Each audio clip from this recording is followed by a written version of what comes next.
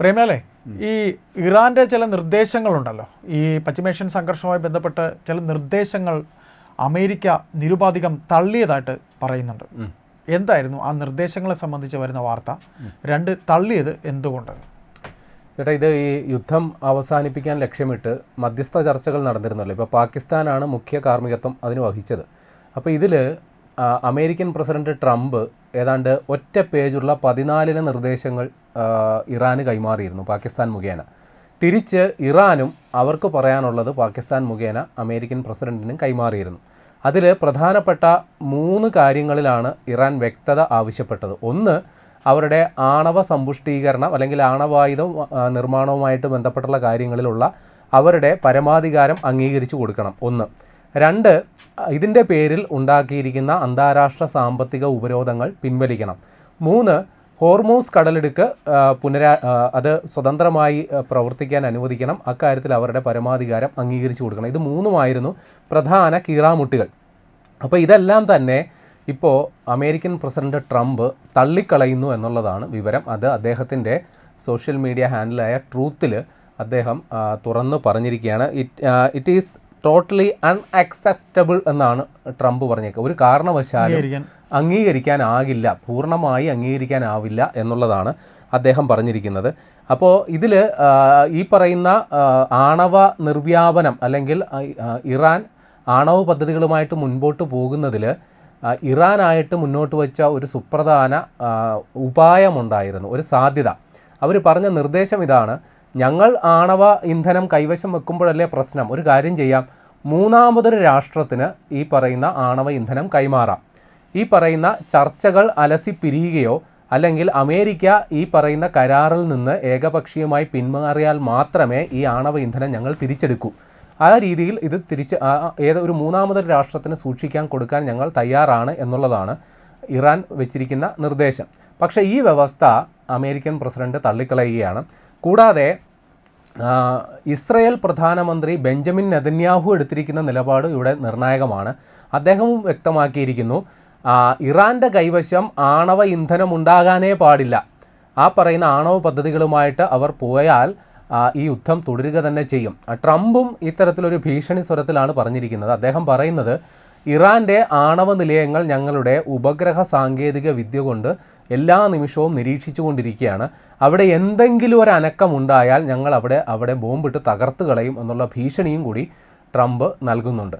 നമുക്കറിയാം, ഇറാൻ്റെ കൈവശം സമ്പുഷ്ടീകരിച്ച യുറേനിയം, അതായത് 60% വരെ സമ്പുഷ്ടീകരിച്ച യുറേനിയം ഇറാൻ്റെ കൈവശമുണ്ട്. ആ 60% വരെ സമ്പുഷ്ടീകരിച്ച യുറേനിയം സാമാന്യ യുക്തിയിൽ ചിന്തിക്കേണ്ടത് അത് വൈദ്യുതി നിർമ്മിക്കുന്നതിൻ്റെ ആവശ്യത്തിന് വേണ്ടി ഉപകരിക്കാവുന്നതാണ്. പക്ഷേ 90% വരെ സമ്പുഷ്ടീകരിച്ചാൽ ആ യുറേനിയം ഒരു ആണവ ആയുധമാക്കി മാറ്റാൻ സാധിക്കും. 60% വരെ സമ്പുഷ്ടീകരിച്ചത് ഉപയോഗിക്കാം, പക്ഷേ അളവിൽ കൂടുതൽ വേണ്ടി വരും. ഈ 60% വരെ സമ്പുഷ്ടീകരിച്ച യുറേനിയം 90%-ാക്കാൻ വളരെ ലളിതമായ ചില പ്രോസസ്സ് കൂടി പൂർത്തിയാക്കിയാൽ മതിയാകും. അപ്പോൾ അതിനുള്ള സാങ്കേതിക വിദ്യയും മറ്റ് സംവിധാനങ്ങളുമെല്ലാം രഹസ്യമായി ഇറാൻ കൈവശപ്പെടുത്തിയിട്ടുണ്ട് എന്നുള്ളതാണ് അമേരിക്കയുടെയും ഇസ്രയേലിൻ്റെയൊക്കെ ആരോപണം. അതെ. അപ്പോൾ ഈ കാര്യത്തിൽ ഇറാൻ നേരത്തെ തന്നെ കടുംപിടുത്തം പിടിക്കുകയാണ്. ഞങ്ങൾ ആണവ പദ്ധതികളുമായിട്ട് മുന്നോട്ട് പോകുന്നത് ഞങ്ങളുടെ രാജ്യത്തിന്റെ. ഞാൻ ഇടയ്ക്കൊന്ന് ചോദിക്കുകയാണ്, ആ ഒരു സ്ട്രെങ്തിനെയാണ് ഈ രണ്ട് രാജ്യങ്ങളും ഭയപ്പെടുന്നത് അല്ലേ? അതിന് കൃത്യമായ കാരണമുണ്ട്. കാരണം ഇസ്രയേൽ എന്ന് പറയുന്നത് ഭൂവിസ്തൃതിയിൽ വളരെ ചെറിയ ഒരു രാഷ്ട്രമാണ്. ഏതാണ്ട് 24,000 ചതുരശ്ര കിലോമീറ്റർ മാത്രം വിസ്തൃതിയുള്ള ഒരു രാജ്യമാണ് ഇസ്രയേൽ. അപ്പോൾ ഇറാൻ്റെ കൈവശം ലളിതമായ ഒരു ആണവ ആയുധമുണ്ടെങ്കിൽ പോലും അത് ഇസ്രയേലിൽ വന്ന് പതിക്കുകയാണെങ്കിൽ ആ രാജ്യം ചാരമായി പോകും. ആ ഒരു അഡ്രസ് ഇല്ലാത്ത അവസ്ഥ ആണവായുധമാവും. അപ്പോൾ ഇസ്രയേലിനെ സംബന്ധിച്ച് ഈ ഭയം വല്ലാതെ പ്രശ്നം ഉണ്ടാക്കുന്നുണ്ട്. കാര്യം നമുക്കറിയാമല്ലോ, ഈ പണ്ട് നടന്ന ഇസ്രയേലും അറബ് രാഷ്ട്രങ്ങളുമായിട്ട് നടന്ന യുദ്ധം ഓർക്കുന്നുണ്ടല്ലോ. അപ്പോൾ അങ്ങനെ പോരാടി നിന്ന് ഇപ്പോൾ വലിയ സൈനിക ശക്തി, അത് അമേരിക്കയുടെ പിന്തുണയോടുകൂടി സൈനിക ശക്തിയായി മാറിയ ഇസ്രയേലിന് ഇപ്പോൾ ആരെയും ഭയമില്ലാത്ത ഒരവസ്ഥയുണ്ട്. ആരെയും അങ്ങോട്ട് ചെന്ന് ആക്രമിക്കാം എന്നുള്ളൊരവസ്ഥയിൽ ഇസ്രയേൽ എത്തി നിൽക്കുന്നുണ്ട്. അപ്പോൾ അവരെ നേരിടാൻ തക്ക ആയുധശേഷി ഇറാനും രഹസ്യമായി കോപ്പ് കൂട്ടിയിട്ടുണ്ട് എന്നാണ് ഇസ്രയേൽ മനസ്സിലാക്കി വെച്ചേക്കുന്നത്. അവരുടെ മൊസാദ് എന്ന് പറയുന്ന ചാര സംഘടന ശേഖരിച്ച തെളിവുകൾ ബെഞ്ചമിൻ നെതന്യാഹു തന്നെയാണ് പുറത്തുവിട്ടത്. കാരണം അവരുടെ കൊല്ലപ്പെട്ട പരമാധികാരി അയത്തുള്ള അൽ ഖമനേയി എന്ന് പറയുന്ന അവരുടെ പരമോന്നത നേതാവ് തന്നെയാണ് ഇറാന്റെ ഇത്തരം രഹസ്യമായ ആണവ പദ്ധതികൾക്ക് ചുക്കാൻ പിടിച്ചത്, നേതൃത്വം നൽകിയത്.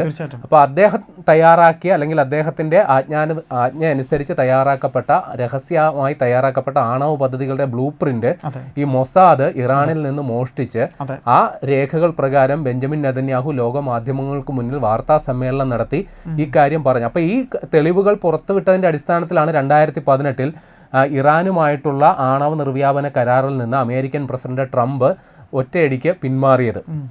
ഇറാൻ രഹസ്യമായ ആണവ പദ്ധതികളുമായിട്ട് മുന്നോട്ട് പോകുന്നതിന്റെ അടിസ്ഥാനത്തിലാണ് ഈ നടപടി ഉണ്ടായത്.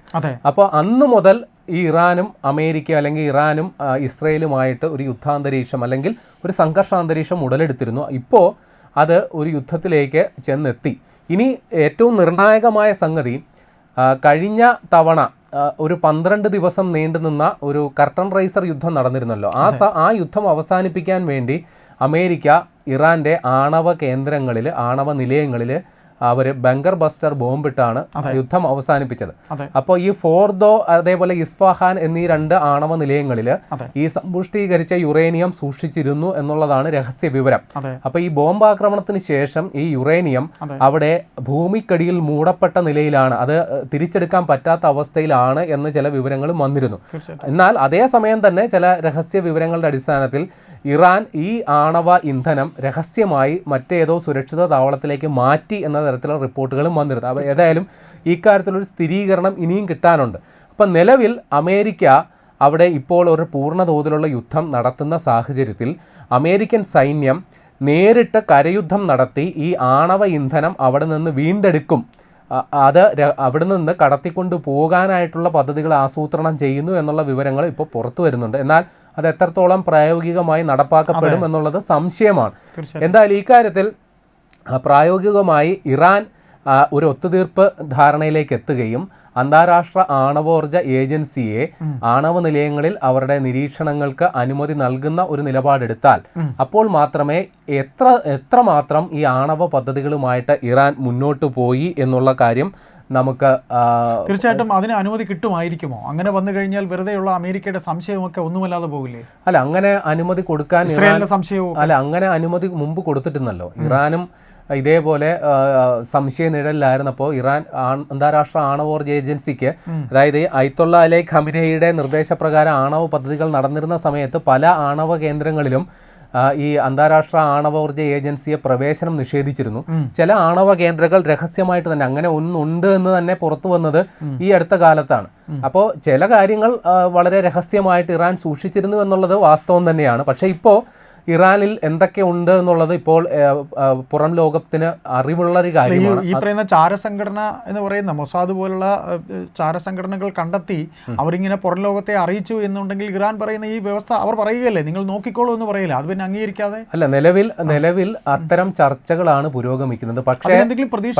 പക്ഷേ അമേരിക്കയും ഇസ്രയേലും ആവശ്യപ്പെടുന്നത് പരിശോധനയല്ല, നിരായുധീകരണമാണ്, ആണവ നിരായുധീകരണം. ഇറാൻ ഇതിനോടകം ആണവായുധം നിർമ്മിച്ചിട്ടുണ്ട്, അല്ലെങ്കിൽ അത്തരം പദ്ധതികളുമായിട്ട് ഇറാൻ മുന്നോട്ട് പോകുന്നു. അത് പൂർണ്ണമായി ഇല്ലാതാക്കണം എന്നുള്ള അജണ്ടയാണ് അമേരിക്ക. അത് സമ്മതിക്കാനുള്ള സാധ്യത ഈ ഘട്ടത്തിൽ കുറവാണ്. കാരണം അവർക്ക് ഒരു യുദ്ധം നേരിടേണ്ടി വന്നു. അവരുടെ പരമോന്നത നേതാവിനെ അമേരിക്ക വധിച്ചു. രണ്ടാമത് വന്ന പരമോന്നത നേതാവ് ഈ അയത്തുള്ള അലി ഖമനേയിയുടെ മകൻ, അദ്ദേഹത്തിന് നേരെയും ആക്രമണം ഉണ്ടായി.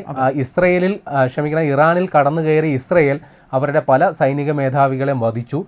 പല രീതിയിൽ അവർക്ക് വലിയ നാശനഷ്ടങ്ങൾ ഉണ്ടാക്കി. അപ്പോൾ ഈ ഒരു സാഹചര്യത്തിൽ പൂർണ്ണമായി അമേരിക്കയുടെയും ഇസ്രയേലിൻ്റെയും നിബന്ധനകൾ ഇറാൻ അംഗീകരിച്ചു കൊടുക്കുമെന്ന് നമ്മൾ അനുമാനിക്കേണ്ടതില്ല. പക്ഷേ ഒരു ഒത്തുതീർപ്പ് ധാരണയുടെ വെളിച്ചത്തിൽ ഏതെങ്കിലും തരത്തിലുള്ള പരിശോധനകൾക്ക് ഒരു പക്ഷേ ഇറാൻ വഴങ്ങിയേക്കാനുള്ള സാധ്യത നമുക്ക് തള്ളിക്കളയാൻ പറ്റില്ല. പക്ഷേ അവർ ഈ ആണവ നിർവ്യാപനം അല്ലെങ്കിൽ ആണവായുധ പദ്ധതികളിൽ നിന്ന് പൂർണ്ണമായി പിൻവാങ്ങും എന്ന് നമ്മൾ ഒരു കാലത്തും ഒരു ഘട്ടത്തിലും ചിന്തിക്കേണ്ടതില്ല. അവർ അത്തരം കാര്യം, ഒരു രാജ്യസുരക്ഷ എന്ന് പറയുന്ന എല്ലാവരുടെയും പ്രധാന സംഗതിയാണല്ലോ. അതുകൊണ്ട് തന്നെ തൽക്കാലം ഒരു യുദ്ധവിരാമത്തിന് വേണ്ടിയിട്ട് ഏതെങ്കിലും തരത്തിലുള്ള ഒത്തുതീർപ്പ് സന്ധികളിലേക്ക് ഇറാൻ വഴങ്ങിയേക്കും എന്ന് കരുതി പൂർണ്ണമായി ഈ പദ്ധതികളിൽ നിന്ന് ഇറാൻ ഒളിച്ചോടും പിൻവാങ്ങും എന്ന് നമ്മൾ ഒരു ഘട്ടത്തിലും കരുതേണ്ടതില്ല.